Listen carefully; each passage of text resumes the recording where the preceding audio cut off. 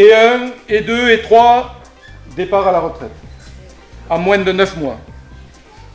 Ce n'était plus une mairie, mais une annexe d'Orpea. Non, non. Heureusement, ici, les personnes âgées sont très bien traitées. Et c'est pour cela que nous avons tenu... Oui, j'ai compris.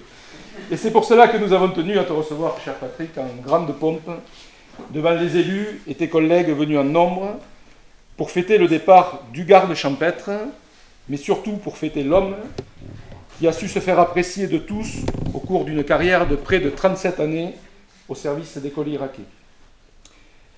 Tu es arrivé à la mairie le 1er juin 1985.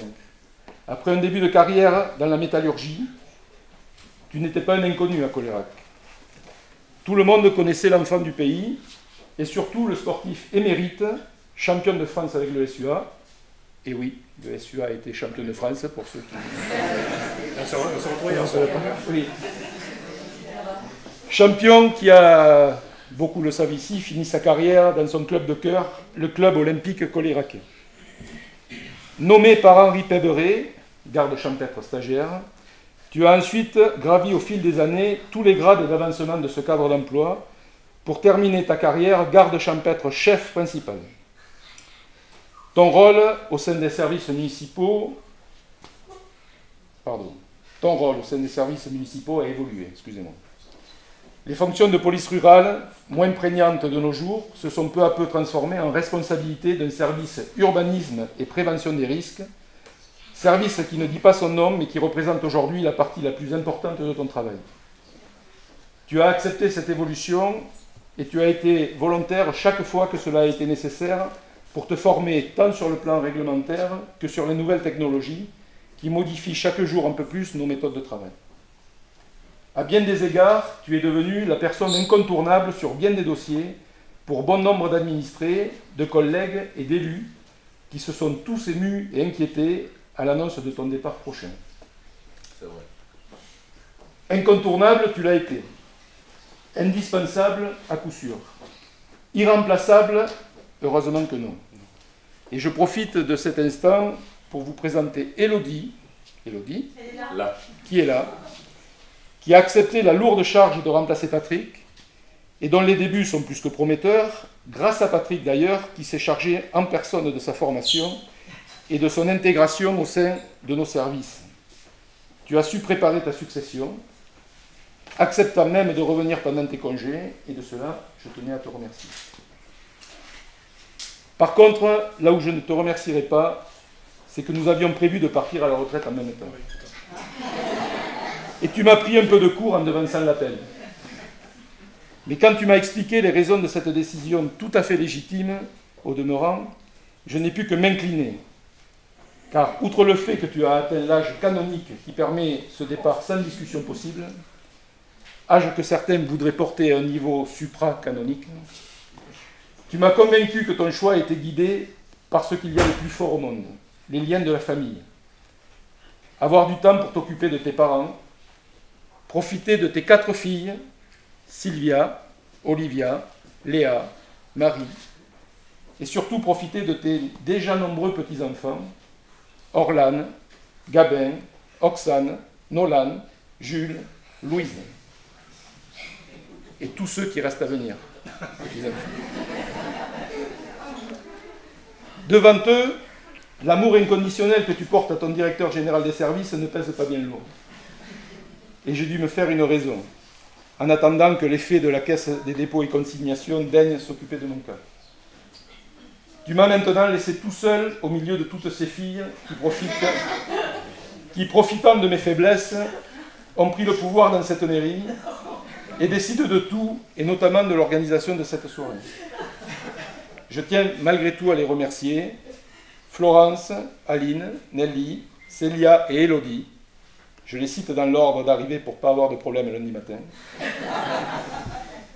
Merci à vous pour tout le travail que vous faites et pour nous permettre de passer encore une fois ce soir un bon moment. Voilà, il est temps de conclure mon propos, non sans t'avoir redit combien j'ai eu plaisir à partager ces 25 dernières années avec toi. On n'a pas toujours été d'accord sur tout, non, Mais n'est-ce pas l'apanage des vieux couples qui, lorsqu'ils regardent en arrière, ne se souviennent que des bons moments et font fi de tout le reste? Enfin, après avoir salué Christine, ton épouse, qui est là, à qui revient maintenant le mérite de te supporter à temps complet, je terminerai par une citation de Pythagore, qui n'a pas fait que des théorèmes imbuvables qui ont gâché la scolarité de pas mal d'entre nous. Donc Pythagore disait, pour à la retraite vivre heureux, réserve-toi un vieil ami et du vin vieux. Je sais que tu ne manqueras pas d'amis, excusez-moi, je bafouille d'émotion. Quant au vin, je te fais confiance, il ne devrait pas manquer non plus. Merci Patrick et à Bichat. Merci.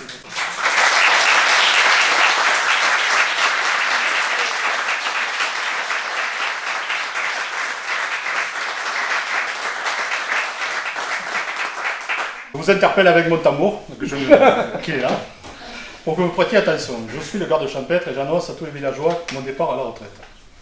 Ouf, après 37 ans de dur labeur, une cadence effrénée, je vois enfin arriver le bout du tunnel, la fin du calvaire, mais aujourd'hui c'est mon tour et pas le vôtre. Je ne reviendrai pas sur une carrière brillante comme moi aujourd'hui, soulignons de cette salle. Toutefois, je tiens à vous remercier, chers collègues des écoles, des services techniques et administratifs, de m'avoir accompagné tout au long de ce périple qui est une vie de travail. Vous aurez compris que les années passées avec vous furent certes nombreuses, mais ô combien sereines et toujours passionnantes, sous l'œil bienveillant des élus compréhensifs et bien sûr acceptables. Je tiens aussi à remercier Patrick pour ses capacités à gérer le personnel. Il a dû faire quelquefois des erreurs qu'il n'en a pas fait. Consciencieux et disponible, c'est un gars extraordinaire que j'apprécie énormément. Merci. Je profite de ce moment pour dire 2 mots sur 2 personnes. Tout d'abord à Charnel Cazot, que j'ai apprécié dernièrement là, ses compétences.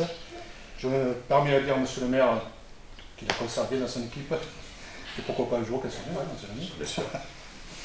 Il y a un dernier mot à l'attention de Michel Bovy.